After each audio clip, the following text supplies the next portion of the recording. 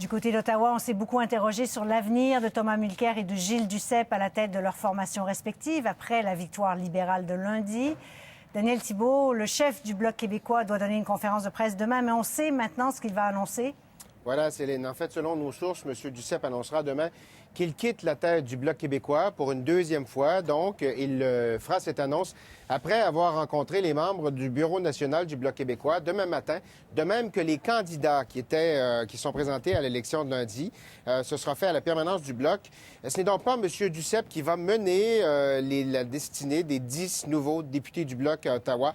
On devrait aussi annoncer demain que c'est Catherine Fournier qui prendra la présidence du Bloc québécois à la place de Mario Beaulieu, qui lui est maintenant élu. Madame Fournier, jeune femme de 23 ans, était candidate dans Montarville. Elle a été défaite. On voudrait, en la nommant à ce poste, donner une nouvelle image à la formation politique. Madame Fournier n'a pas voulu confirmer cette information-là, mais quand on lui a parlé un peu plus tôt, elle n'a pas nié non plus. Alors, plus de détails demain.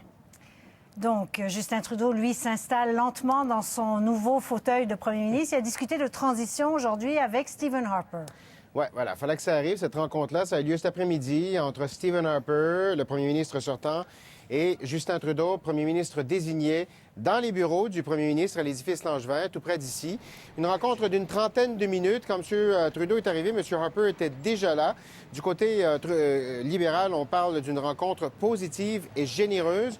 Ce sera la seule rencontre entre les deux hommes. Le reste se fera au niveau du conseil privé. Et puis, on sait maintenant qu'il va s'occuper de la transition pour Justin Trudeau.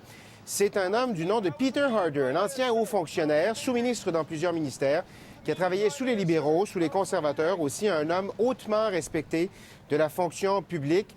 Ce que ça envoie comme signal, ça, c'est qu'on fait confiance à la fonction publique et qu'on veut remettre l'appareil gouvernemental au travail rapidement. M. Harder s'est donné un échéancier serré quand même. Il veut un conseil des ministres d'ici le 4 novembre. Et là, on veut que les sous-ministres se mettent au travail, qu'on prépare les dossiers, qu'on transforme le programme libéral en agenda législatif et qu'on se mette probablement tout de suite à la rédaction des premiers projets de loi qui seront présentés dès le retour en Chambre du Parlement.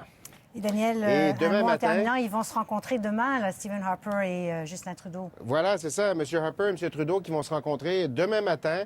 Une rencontre un peu plus formelle, celle-là, lors des cérémonies de commémoration des attaques sur le Parlement du 22 octobre de l'année dernière. Donc, cérémonies auxquelles les deux hommes vont participer. Très bien. Merci, Daniel. Au plaisir.